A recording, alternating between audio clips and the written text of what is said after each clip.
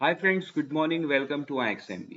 आई hope आप सब अच्छे हैं and you preparing well for examination. तो जैसा कि आपको पता है, आज IXMB has completed 6th year, right? So there are many offers that are going on in our website, so do check them out. शुरू करते हैं आज का हमारा करंट अफेयर, जो कि है 13 दिसंबर 2022, right? So as I keep reminding, download the PPDR, download the PDF so that you can revise it as and when you required it. तो फ्रेंड्स, सबसे पहले न्यूज हम देखेंगे सीपीआई डेटा नवंबर का। तो अगर हम नवंबर की सीपीआई को डेटा को देखें, दैट्स 5.88, मतलब जो सीपीआई इन्फ्लेशन है वो कम होता हुआ नजर आ रहा है। सितंबर में क्या था? सितंबर में था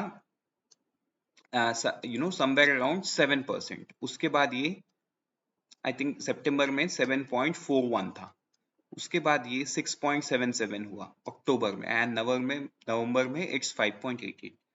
तो मतलब आज के दिन में जो रेपो रेट है, अभी तो 2 दिन पहले आरबीआई ने रेपो रेट बढ़ा दिया 35 बीपीएस से, बट उससे पहले ये 5.9 था, तो अभी ज्यादा है।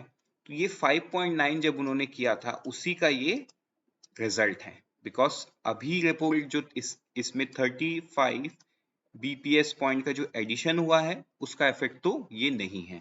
सो आई होप ये इन्फ्लेशन डेटा आप याद रखोगे। ठीक है, ये डेटा कौन देता है? सीपीआई इन्फ्लेशन के डेटा। ये सीपीआई इन्फ्लेशन का डेटा एनएसओ देता है अंडर एमओएसपीआई। ठीक है, एमओएसपीआई के अंडर में एक ऑफिस है, नेशनल स्टैटिस्टिकल ऑफिस। वो ऑफिस ये data month on month government of India को देता है। So let's move to the next news, that is NBFC loan book. ठीक है, so this is more sort of an information। आप जिन लोग descriptive लिख रहे हैं उनके लिए आपको ये समझना चाहिए कि देखो, मार्च 2013 से अगर आप 18 तक की बात करो तो एनबीएफसी का जो लोन बुक है, ठीक है, वो बढ़ता ही, मतलब ट्रेंड जो है वो बढ़ता ही नजर आ रहा है। Then it achieve the peak, उसके बाद वो थोड़ा स्लो होता हुआ नजर आ रहा है। अगर हम मार्केट शेयर की बात करें, देखो लोन बुक तो ट्रेंड लाइन पे बढ़ ही रहा है। देयर आर टू थिंग्स, ये चीज क्लियर हो जाए आपको तो न्यूज पढ़ने में या समझने में आसानी होगा। एक होता है लोन बुक, एक होता है मार्केट शेयर। तो देखो, लोन बुक कोई भी ऑर्गेनाइजेशन अपना बढ़ा सकता है, लेकिन जो मार्केट शेयर है वो इंपॉर्टेंट है कि कितने बड़े मार्केट को आप कैप्चर किए हो। अगर आप इस राइट साइड वाले डेटा को देखोगे, ठीक है, एनबीएफसी लोन बुक तो एक टाइम पे पीक में था, उसके बाद ये गिर के अभी ये फिर से ऊपर जा रहा है। लेकिन ये जो ऑरेंज कलर का लाइन है, ये बैंक के लोन बुक को दिखाता है। तो देखो, ये एक टाइम के बाद एनबीएफसी को क्रॉस करके अभी एनबीएफसी के ऊपर में है एंड इट्स ग्रोइंग एक्सपोनेंशियली। तो इसका मतलब ये है कि बैंक्स एनबीएफसी के लोन शेयर के, मतलब लोन शेयर को कैप्चर करने की कोशिश कर रहे हैं एंड वो सफल भी हो रहे हैं। ठीक है, तो ये चीज आपको ध्यान देना है, राइट। बट साथ में ये भी है कि बहुत सारे NBFC, maximum NBFC non deposit taking है, लेकिन जो बैंक्स है उनके पास तो रिसोर्सेज की कमी नहीं है, because they are deposit taking. ठीक, तो वो भी एक चैलेंज एनबीएफसी के सामने बैंक के साथ compete करने में आ जाता है। So let's move to the next news, that is RBI letter.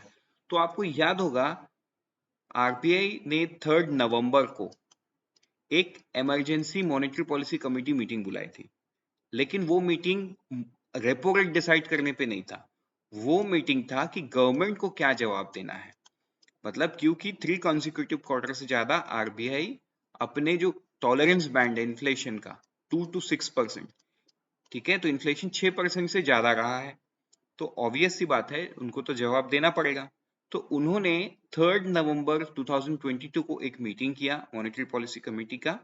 Meeting करने के बाद उन्होंने एक लेटर भेजा गवर्नमेंट ऑफ इंडिया को, explaining why they were not able to meet the inflation. तो अब इसमें जो न्यूज आया है, क्योंकि वो पर्टिकुलर जो लेटर है वो आरबीआई ने अभी तक पब्लिक नहीं किया है, राइट।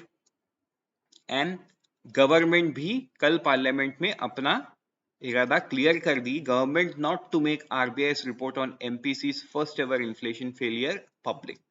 ठीक है, ये आरबीआई का जब से ये मॉनेटरी पॉलिसी फ्रेमवर्क, मतलब ये नया फ्रेमवर्क इफेक्ट में है, आफ्टर उर्जित पटेल्स कमिटी, उन्होंने as a committee member, as a committee chairman उन्होंने रिकमेंड किया, फिर एज ए गवर्नर उन्होंने इंप्लीमेंट किया। कौन? डॉक्टर उर्जित पटेल। तो तब से लेके अब तक this is the first ever inflation failure. तो गवर्नमेंट ने क्लियर कर दिया they are not going to make the report public as of now, but probably future में ये कभी होगा तो वो तब की बात है, बट अभी तो नहीं होगा। Let's move to the next news that is safety ranking in aviation. ठीक है, तो सेफ्टी रैंकिंग एविएशन में कौन इंप्लीमेंट करता है? DGCA, director general of civil aviation. ठीक है, तो देखो इसमें एक इंटरनेशनल काउंटर पार्ट है, वो है international civil aviation organization has informed DGCA that the effective implementation of India has increased to 85.49% from the previous 69%। मतलब जो सेफ्टी रैंकिंग इंटरनेशनल लेवल पे इंडिया को मिला था वो पहले था 69.95%, जो अब बढ़ के हो गया 85.49%। So this is really credible in terms of the authority, मतलब डीजीसीए का ये अच्छा काम दिख रहा है। And obviously all the other players in the industry, DGCA अकेले कुछ नहीं कर पाएगा, because DGCA is like implementing agency, directing agency, but actual ground में तो implement एयरलाइन इंडस्ट्री ही कर रही है या एयरपोर्ट स्टाफ कर रहे हैं, right? So all those things you should know, ICAO ने बताया ऐसा। तो let's move to the next news that is FDI in coal sector. तो देखो जैसा कि आपको पता है कोई भी फॉरेन कंपनी एलिजिबल नहीं है ऑक्शन में for commercial mining in India. ठीक है, लेकिन जो कंपनी इंडिया में इनकॉर्पोरेट है वो एलिजिबल है। तो देखो दोनों में फर्क है, कोई फॉरेन कंपनी एलिजिबल नहीं है, लेकिन जो इंडिया में इनकॉर्पोरेट है वो एलिजिबल है। इसका मतलब कोई फॉरेन कंपनी आके अगर इंडिया में इनकॉर्पोरेट करके पार्टिसिपेट करता है then they are allowed, because rules तो बोल रहा है इनकॉर्पोरेटेड इन इंडिया। तो उसी हिसाब से FDI जो है 119.9 करोड़ 19 करोड़ इन current financial year have been made from one coal mine located in Jharkhand। ठीक है, तो FDI कितने का आया? 119.19 करोड़। तो ये आपको याद रख लेना है। ठीक है, so let's move to the next news that is cultural activity. तो देखो मिनिस्ट्री ऑफ कल्चर ने एक इंफॉर्मेशन पार्लियामेंट में दिया है, उन्होंने बताया कि has set up 7 zonal cultural centres. तो ये MCQ के फॉर्म में आपको पूछ सकता है। ठीक है, ये कहाँ पे है? पटियाला, नागपुर, उदयपुर, प्रयागराज, कोलकाता, दीमापुर एंड तंजावुर, ये सारे जगह पे हैं। ठीक है, तो ये आपको ध्यान देना है। So let's move to the next news that is dare to dream. देखो ये डेयर टू ड्रीम एक स्कीम है स्टार्टअप्स के लिए जो गवर्नमेंट ने 2019 में शुरू किया था। ठीक है, तो इसमें टोटल 5,637 एप्लीकेशन रिसीव हुए हैं, बट ये सब इंपॉर्टेंट नहीं है। क्या इंपॉर्टेंट है मैं वो हाईलाइट कर दूं। A total of 7 projects has been sanctioned and awarded to startups of Dare to Dream contest winners so far। तो ये है आपका MCQ मटेरियल। ठीक है, how many projects has been sanctioned in Dare to Dream scheme? ठीक है, ये है सवाल आपका, आंसर होगा 7 स्कीम। तो ये आपको ध्यान देना है। Let's move to the next news that is new India literacy program. तो ये बहुत इंपॉर्टेंट न्यूज है। New India literacy program, this is a new centrally sponsored scheme namely new India literacy program NILP। ठीक, ये 5 year मतलब financial year 2022-23 से शुरू होकर 26-27 तक ये जाएगा। अगर हम इसमें ऑब्जेक्टिव की बात करें, ठीक है, ऑब्जेक्टिव की बात करें, दी फर्स्ट 5 ऑब्जेक्टिव क्या क्या है? Foundation literacy and numeracy, critical life skills, vocational skill development, basic education, continuous education, ये है। टोटल फाइनेंशियल आउटले क्या है इस वाले पैराग्राफ में दिया हुआ है, आप जब PDF डाउनलोड करोगे आप पढ़ लेना। ठीक, जो शेयरिंग रहता है सेंटर स्टेट का वो as per the standard norms ही है 90-10, और यूटीज एंड हिली स्टेट्स के लिए 90:, दूसरे स्टेट्स के लिए 60-40 है, एंड हिली स्टेट एंड आपका जम्मू कश्मीर के लिए वो 90-10 में। ठीक है, so let's move to the next news that is G20 meeting update. देखो the first meeting of the G20 development group ये दिसंबर 13 से 16 के बीच में होगा। कहाँ पे? मुंबई। ठीक है, ये मुंबई के एक बड़े से होटल पे होगा। नाउ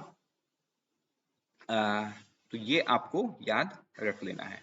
ठीक है, Indian presidency will hold 2 sides event. data for developmental role of G20 in advancing the 2030 agenda and infusing new life into green development. ये है news. Let's move to the next news, that is account aggregator. तो देखो account aggregator, I hope आपको पता है. अगर आपको नहीं पता है तो कॉन्सेप्ट पढ़ाएंगे, कॉन्सेप्ट सिखाएंगे सीरीज में. वो उस प्लेलिस्ट पे जाके आप अकाउंट एग्रीगेटर वाले वीडियो को आप देखो. You will get to know many more detail about what AA is. तो right now the news is there are 94 financial institution that has onboarded on account aggregator platform as financial information user, और 26 financial institution on board as financial information provider. ठीक है, दोनों में फर्क है. और RBI ने ये 6 को as an account aggregator platform के हिसाब से लाइसेंस दे रखा है. तो ये 3 चीज आपको याद रखना है, बिकॉज ये क्या है, ये है आपका एमसीक्यू बन सकता है इससे. So let's move to the okay. इसमें एक और इंफॉर्मेशन है जो आपके साथ शेयर कर दूं. देखो, अगर इन 94 में बात करें तो 73 आरबीआई रेगुलेट करता है, 10 सेबी रेगुलेट करता है, 9 आईआरडीए रेगुलेट करता है, 2 पीएफआरडीए रेगुलेट करता है. तो ये बहुत इंपॉर्टेंट ब्रेकअप्स हैं out of this 94. So 94, 26 and 6, ये 3 आप याद रखोगे ना, that's enough. Let's move to the next last piece of the news, that is one liner. तो हमारे चीफ ऑफ नेवल स्टाफ है एडमिरल आर हरि कुमार, ये श्रीलंका के दौरे में है. राइट, तो आपको सवाल पूछ सकता है कि कौन से कंट्री में गए हैं, तो आंसर है Sri Lanka. KVIC and Assam rifle दोनों ने एक एमओयू किया है टू सप्लाई मस्टर्ड ऑयल. ठीक है, असम जो राइफल्स है वो मस्टर्ड ऑयल केवीआईसी से खरीदेंगे. Very important steps toward the आत्मनिर्भरता. Then complaints to RBI. देखो, आरबीआई को टोटल 13,000 कंप्लेंट्स मिले हैं against of banks and NBFCs about their digital lending application and harassment by recovery agents. ठीक है, तो देखो कुछ दिन पहले आपने एक न्यूज पढ़ा होगा, जयंत कुमार दास की कमिटी ने डिजिटल लेंडिंग एप्स के ऊपर में आरबीआई को कुछ रिकमेंड किया था एंड आरबीआई ने वो सारा बात मान लिया था. Right, this is somewhere related to that news, because तब भी जो उनकी कमिटी थी, उनके कमिटी ने भी टोटल जो है ना 50% से भी ज्यादा ऐप को फेक उन्होंने ढूंढ के निकाला था. बट उसके बाद उन्होंने कुछ रेगुलेशन आरबीआई को बताए थे, जो बाद में आरबीआई ने इंप्लीमेंट कर दिया. वो भी आपको नहीं पता तो वो भी हमारे किसी ना किसी प्लेलिस्ट पे आपको मिल जाएगा वीडियो, वो आप देख लो. ठीक है, so with this we are done for the day. Let's meet tomorrow morning once again. Till then unfold your potential. All the best, and always remember IXMB helps you prepare 50% faster.